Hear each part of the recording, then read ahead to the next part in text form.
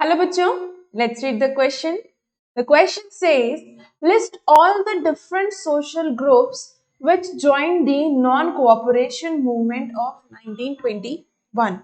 तो सवाल हमसे ये पूछा जा रहा है कि 1921 में जो नॉन कोऑपरेशन मूवमेंट हुई थी, इसमें जो अलग डिफरेंट सोशल ग्रुप्स थे, उनकी एक लिस्ट बनानी है. Then choose any three and write about their hopes and struggles to show why they joined the movement. उसके बाद हमें इन्हीं में से किन्हीं तीन को चूज करके उनके होप्स, उनकी उम्मीदें, उनके स्ट्रगल के बारे में लिखना है कि उन्होंने ये नॉन कोऑपरेशन मूवमेंट क्यों ज्वाइन करी थी. चलिए देखते हैं आंसर क्या है. The different social groups who joined the non-cooperation movement of 1921 were in urban areas the middle class, यानी अर्बन एरिया में कौन था? Middle class comprising lawyers, teachers, students etcetera. तो इस मिडिल क्लास में किन किन ने ज्वाइन करना था ये NCM non cooperation movement? Lawyers थे इसमें, टीचर्स थे and students. Peasants in rural areas, ग्रामीण क्षेत्र से पीजेंट्स ने पार्टिसिपेट किया था.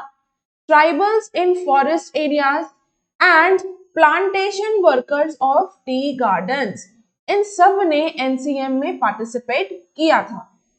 The different social groups interpreted the message of Mahatma Gandhi in their own way. इन सभी डिफरेंट जो सोशल ग्रुप्स हैं, इन सभी लोग ने महात्मा गांधी के इस मैसेज को, इस एनसीएम को, नॉन कोऑपरेशन मूवमेंट को अपने अपने तरीके से समझा और अपने अपने तरीके से इसको भी किया भी. एक एक करके पढ़ते हैं. पीजेंट्स इन रूरल एरियाज, क्या हुआ था यहाँ पे देखते हैं.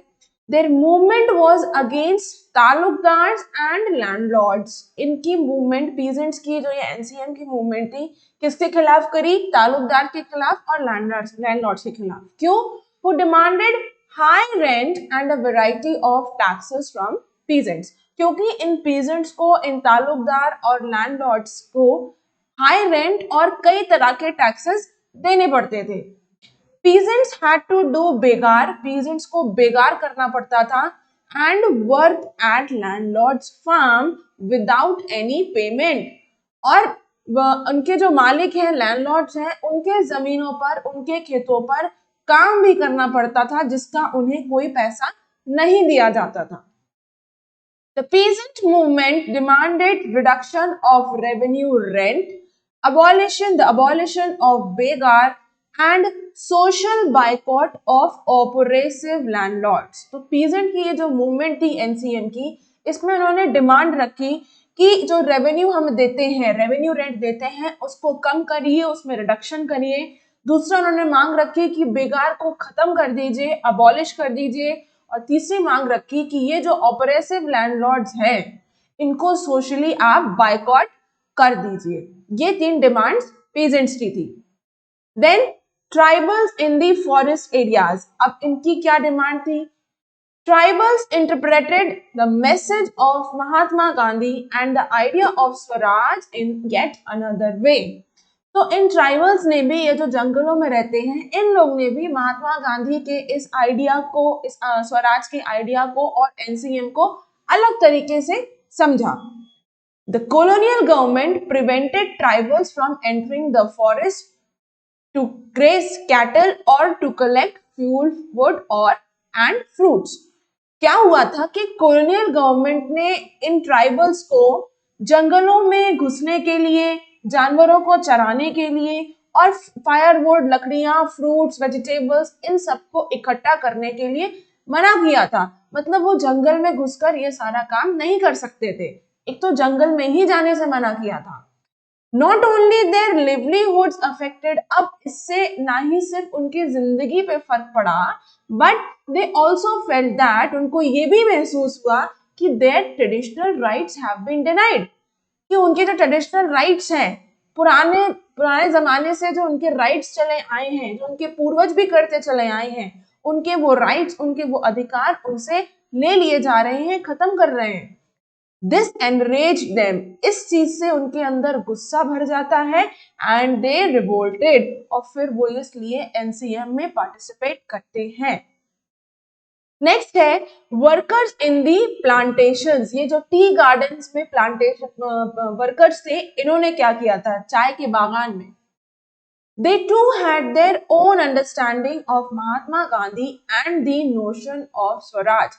इन्होंने भी महात्मा गांधी के इस एनसीएम मूवमेंट को और इस स्वराज के आइडिया को, नोशन को अपनी तरीके से समझा। Under the inland emigration act of 1859, इस एक्ट के तहत, inland emigration act of 1859, plantation workers were not permitted to leave the tea gardens. Plantation workers को इस चीज की आजादी नहीं थी कि वो चाय के बागान छोड़कर जा सके, परमिशन नहीं थी, विदाउट परमिशन नहीं थी permission, and in fact they were rarely given such permission, और उनको इस तरह की परमिशन कि वो चाय के बागान छोड़कर कहीं जा सके, ये रेयरली इसकी इजाजत मिलती थी।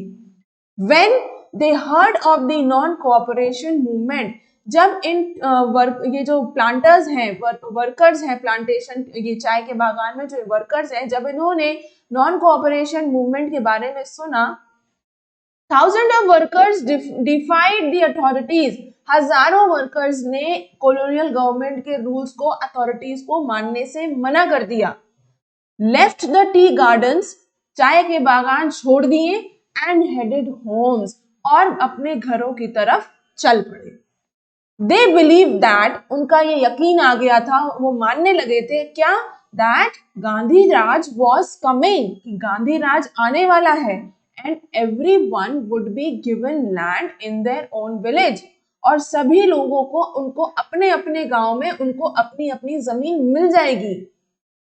दे however never reach their destination, लेकिन वो अपने डेस्टिनेशन यानी जो घर के लिए निकले थे वहां नहीं पहुंच पाते हैं। क्यों? Due to the railway and steamer strike, क्योंकि जो उनके जाने का जरिया था, या तो वो स्टीमर से जाते थे या वो रेलवे से जाते थे, दोनों की स्ट्राइक थी। They were caught by the police, इन वर्कर्स को पुलिस पकड़ लेती है, and then brutally beaten up, और बुरी तरह इनको फिर मारती भी है। तो अलग अलग सोशल ग्रुप्स ने गांधी जी के इस एनसीएम के आइडिया को, स्वराज के आइडिया को अपने अपने तरीके से समझा और अपने अपने तरीके से इसमें पार्टिसिपेट भी किया। I hope you understood the question as well as the answer. Best of luck.